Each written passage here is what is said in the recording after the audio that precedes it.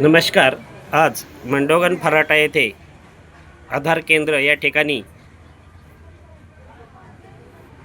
KYCच्या साठी mobile number हे आवश्यक आहे. तरी ते मोबाईल आपले सर्व ग्राहकांनी जोडून घेण्यासाठी या ठिकाणी गर्दी होत आहे. तर ती गर्दी ही ऐनवेळी होत आहे.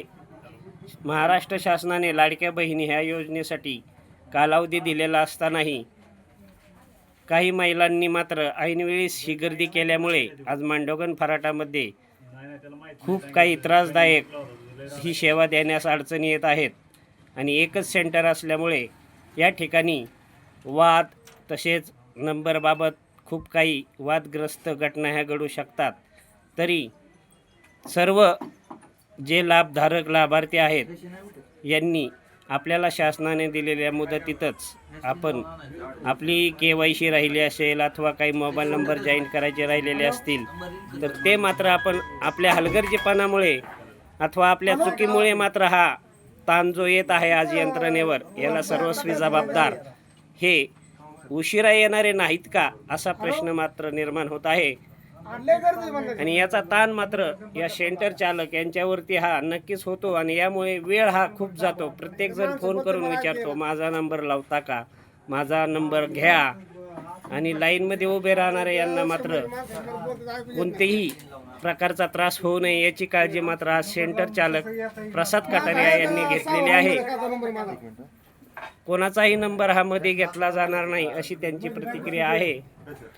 सर, 2 मिनिटं. आपल्याला जर एखाद्याने फोन केला तर आपण नंबर घेता का? आज जी लाईन लागलेली आहे या लाईनशिरच आपण काम करणार ना? हे पहा, अशी खूप छान प्रतिक्रिया दिलेली आहे त्यांनी. कोणाचाही मध्ये नंबर घेतला जाणार नाही. बरं, आपलं काय म्हणणं होतं, कोणाच्या घरी नंबर फोन नसतात का? एकाच्या घरात एक असल्यानंतर एखादं केव्हा राहू शकते. असं 1% घर आहे. आज 99% लोकांचे मोबाईलचे व्हाउचर दुसरे मारतात. तेव्हा हे मोबाईलची समस्या सांगणं योग्य नाही आहे.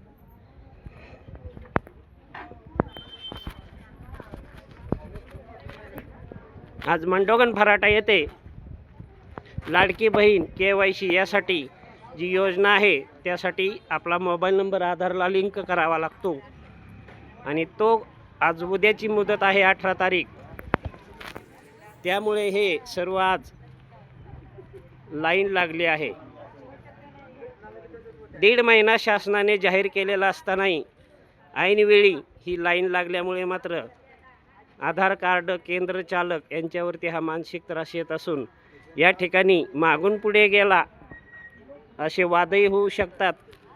याला सर्वस्वी जबाबदार आपण नाहीत का, हे अतिशय महत्त्वाचे आहे. 1.5 महिना आपण या गंभीर सूचनेकडे, महाराष्ट्र शासनाच्या ज्या सूचना असतात याकडे आपण किती लक्ष देतो हेही महत्त्वाचे आहे.